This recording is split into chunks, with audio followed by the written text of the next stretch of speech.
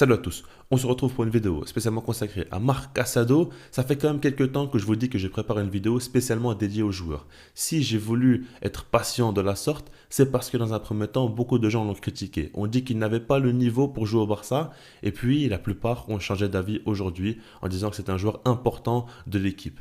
De mon côté, j'ai voulu prendre du recul, laisser passer le temps, voir plusieurs matchs pour forger un avis beaucoup plus clair. Alors, même aujourd'hui, c'est encore tôt. On vient à peine de commencer la saison. C'est un joueur qui fait tout de même ses premiers pas en pro, qui n'a pas l'habitude d'enchaîner des matchs d'un tel niveau. Donc, il faudra voir comment il va réagir sur le temps, s'il va être régulier ou non, et même face à d'autres adversités, est-ce qu'il va répondre présent de la même manière ou non. Il y a plein de questions à se poser. Maintenant, par rapport à tout ça, je pense avoir tout de même les idées beaucoup plus claires pour en parler dès aujourd'hui. Alors, mon premier point consiste à dire que Marc Casado est un joueur qui a dû arracher sa place. Il l'a gagné avec du mérite et a eu beaucoup de difficultés sur sa route. Ce qu'il faut prendre en compte dans un premier temps, c'est que la saison passée, il aurait très bien pu déjà s'imposer et jouer avec l'équipe première. En soi, quand on regarde, Oriol Romeu n'était pas du tout au niveau. Et puis, Xavi a dû faire pas mal de tests et de bricolage au poste de numéro 6, notamment avec Frenkie de Jong, avec Gundogan aussi quelques fois, avec Christensen qui est un défenseur central. Et il n'a pas vraiment donné la chance à Marc Casado. Il a eu tout de même quelques minutes. Il a pu jouer quelques matchs, mais n'a jamais été considéré dans les matchs importants et a très peu démarré les matchs aussi.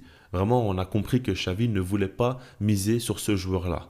Donc, il a dû attendre. Et puis, Hansi Flick est arrivé. C'est l'opportunité pour lui d'enfin réussir au Barça. Et quand on regarde au départ, ce n'est pas lui qui a été choisi, mais c'est plutôt Marc Bernal, qui a été mis en tant que titulaire et qui montait en puissance jusqu'à ce qu'il se blesse. Et donc, on voit qu'à ce moment-là, Marc Casado est enfin testé au poste de numéro 6. Et c'est là qu'il commence à briller. À 21 ans, tout de même, il faut bien comprendre que Marc Casado, jusqu'à ses 21 ans, a joué en troisième division avec l'équipe réserve. Et c'est quand même un petit peu tard, je trouve. Pas tant que ça, mais généralement, quand un joueur de la Masia joue jusqu'à ses 21 ans, 22 ans ou quoi, avec la Masia, c'est que souvent, il va quitter le Barça et ne pas rejoindre l'équipe première. C'est très rare en tout cas. Ici, il a pu le faire, surtout je pense, parce qu'au poste de numéro 6, encore une fois, il y a beaucoup de manques. Il n'y a pas eu de recrues et il y a même eu des départs comme Oriol Romeu, notamment Christensen qui s'est blessé aussi, donc ne pourra pas jouer encore une fois pour compenser à ce poste. Donc il n'y avait pas trop le choix de le lancer. Hansi Flick l'a fait et ça a très bien fonctionné. Mais quand on regarde par exemple, le joueur qui a failli prendre la place, encore une fois, de Marc Casado, c'est Marc Bernal, lui, qui a seulement 17 ans. Donc on comprend bien quand même que c'est un joueur qui est plutôt âgé par rapport au fait de rejoindre l'équipe première et qui a eu beaucoup de difficultés. Les coachs n'ont pas toujours fait confiance à ce joueur-là et pourtant aujourd'hui, il commence enfin à s'imposer. Au niveau de son profil, il a des qualités qui sont dans un premier temps hyper intéressantes, mais surtout en adéquation avec les manques du Barça. Comme vous savez, au Barça, il y a beaucoup de milieux de terrain très fins techniquement, très à l'aise balle au pied, mais souvent très mauvais à la perte du ballon pour compenser les grands espaces. Et c'est tout l'inverse de Marc Casado. Parce que, bon, c'est sûr qu'il n'est pas aussi à l'aise balle au pied qu'un Pedri, qu'un Frenkie de Jong ou qu'un Gavi, mais par contre, sans ballon, il est certainement plus fort qu'eux parce que c'est un joueur qui excelle dans le jeu sans ballon. C'est un joueur qui est dans un premier temps hyper agressif et qui allie à ça une lecture de jeu quand même qui est très bonne. On comprend bien que Marc Casado n'est pas simplement un joueur qui rentre dedans, qui va aller fort dans les contacts, c'est surtout un joueur qui lit bien le jeu, comprend bien les espaces qu'il doit refermer, arrive à bien mettre la pression dans le contre-pressing, dans le pressing aussi, et donc par rapport à ça, ça facilite beaucoup la tâche. Et il peut couvrir une grosse zone du terrain parce qu'il a un très gros volume de jeu aussi, il répète les efforts à haute intensité, et donc par rapport à ça, il fait beaucoup de bien. Quand on sait que Hansi Flick aime beaucoup jouer avec une défense très très haute, qui en plus de ça joue le piège du hors-jeu, donc va jouer vraiment beaucoup plus haut que ce qu'il devrait, il faut avoir un joueur comme ça qui peut anticiper et casser les actions avant qu'elles ne deviennent trop dangereuses et que ça amène des situations de but pour l'équipe adverse. Marc Casado le fait et on voit que lorsqu'il ne joue pas, il y a un gros manque là-dessus. On l'a vu notamment face à Osasuna, son absence a fait très très mal, mais ce n'est pas le seul match. À chaque fois qu'il n'est pas là, on voit qu'il y a beaucoup plus de difficultés à couper les actions et globalement le Barça concède beaucoup plus d'occasions. Alors que ce n'est pas non plus un joueur hyper fort défensivement. Je trouve que c'est surtout un joueur qui comprend très bien le système de jeu du Barça et qui défend hyper bien en avançant. Donc par rapport à ça, il arrive à anticiper et à casser les actions avant qu'elles ne puissent réellement se créer. Il ne faut tout de même pas réduire Marc Casado à simplement un destructeur. Un joueur très fort sans ballon, lecture de jeu, bonne qualité défensive. Non, ce n'est pas simplement ça. C'est aussi un joueur qui est à l'aise balle au pied.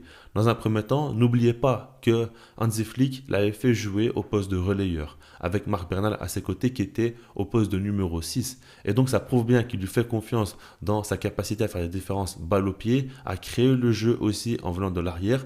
Alors il n'a pas toujours fait des très bons matchs au début de saison dans ce registre-là, mais il peut le faire parce qu'il est à l'aise balle au pied et je pense qu'avec le temps, il va de plus en plus se lâcher avec l'équipe première et proposer de bonnes choses. On le voit, regardez par exemple face à Gérone, il avait fait une passe vraiment magnifique pour Pedri, un assist qu'on n'oubliera pas d'aussitôt entre les lignes. Donc ça prouve bien qu'il est capable de réaliser ce genre de passe-là. Il avait fait aussi un autre assist. Lors de cette saison, pour l'instant, il a 2 passes décisives, ce qui n'est pas rien non plus. Mais globalement, c'est un joueur aussi qui peut écarter. On l'a vu pas mal de fois des transversales, notamment pour Lamine Yamal côté droit. Il le fait très bien. Et ça, ce n'est pas anodin. Je l'ai toujours dit, au Barça, le numéro 6, avec ballon, doit obligatoirement être capable de faire des transversales. Parce que les Blaugrana seront souvent confrontés à des blocs bas. Et pour faire face à cela, il faut savoir écarter le jeu. Ce qu'il faut bien comprendre, c'est que souvent le Barça sera aussi mis sous pression des moments où les joueurs seront pressés. Et lorsque tu es pressé, il y a souvent des phases de surnombre qui sont faits par l'équipe adverse, donc des espaces à exploiter et il faut avoir un bon jeu long. Savoir écarter pour ensuite attaquer avec beaucoup plus d'espace et faire mal à l'équipe en face. Et ça, Marc Casado le fait très bien. Marc Bernal aussi pouvait le faire d'ailleurs, mais ça c'est encore autre chose. Donc par rapport à ça, c'est une grande qualité avec ballon. On voit que quelquefois aussi, il va prendre des risques et faire des percées balles au pied.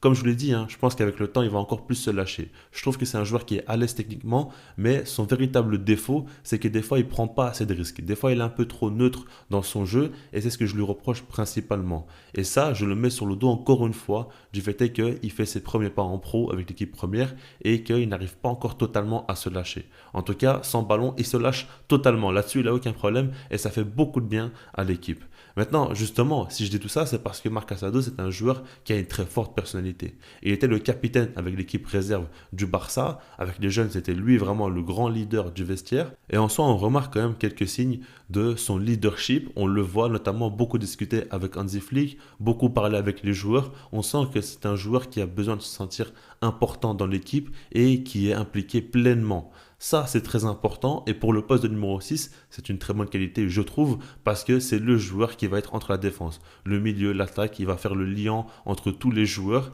gérer autant l'aspect défensif que l'aspect créatif au niveau des actions offensives qui vont démarrer généralement par lui. Donc c'est important qu'il soit très proche des joueurs aussi et qu'il les connecte entre eux. Tout ça, c'est de grandes qualités de Marc Casado. Maintenant, ce n'est pas pour autant que je suis convaincu par le joueur. Ce que j'aimerais dire, c'est que pour moi, il y a de grandes qualités.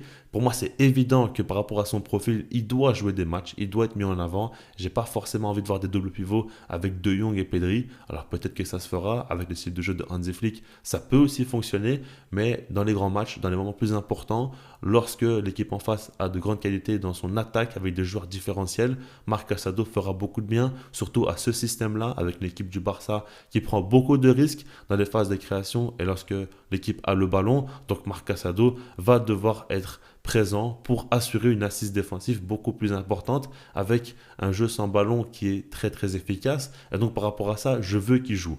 Maintenant, son jeu avec ballon, j'attends encore de voir plusieurs semaines, plusieurs mois pour comprendre réellement s'il peut être régulier, s'il peut faire plus de différences. Je pense qu'il peut évoluer avec le temps, être plus à l'aise, prouver aussi que c'est un joueur qui peut faire des différences de plusieurs manières différentes. Là-dessus, j'en doute pas. Maintenant, pour l'instant, ce n'est pas encore le cas.